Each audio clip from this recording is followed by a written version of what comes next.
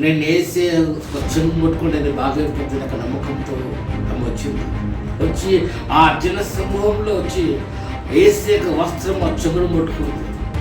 ఎప్పుడైతే ఆమె ఆ చెంగును ముట్టుకుందో ఆమె రక్తధార కట్టాను. హల్లెలూయా. ఈరోజు ప్రియమైన దేవుని బిడ్డ, ఈరోజు ఏ స్థితిలో ఉన్నాం, ఏ దుఃఖంతో ఉన్నాం, ఏ బాధతో ఉన్నాం, ఏ నిందతో ఉన్నాం, ఏ గుండెలో ఏ భయంతో బాధపడుతున్నా సరే, ఈ 12 సంవత్సరాలతో బాధపడుతున్నా ఇస్రాయేలు ముట్టిన దేవుడు నిన్ను ముట్టిన కాక.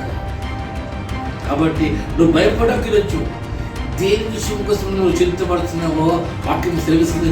నేను చింత యావతాను ఆయనకు సహాయం చేయబోతున్నాడు.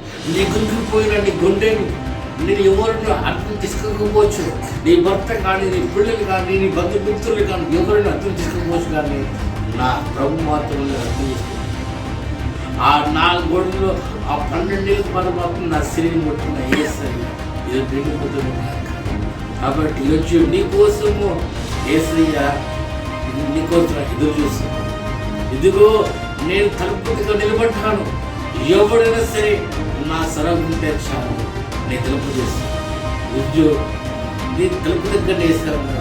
ఆ ఏసయ్యకు నీ చోటి, ఆ ఏసయ్య నీ కుటుంబాన్ని, నీ పిల్లలని, నీ భవిష్యత్తుని, నీ కూలిపోయిన కుటుంబాన్ని కట్టే దేవుడు. కాబట్టి దేనికోసం నువ్వు భయపడవచ్చు. కాబట్టి ఈ సమయంలో పరిశుద్ధాత్మ దేవుడు నీతోనే మాట్లాడుతున్నాడు. నీ కన్నులు త్రిగుణికే మాట్లాడుతున్నాడు.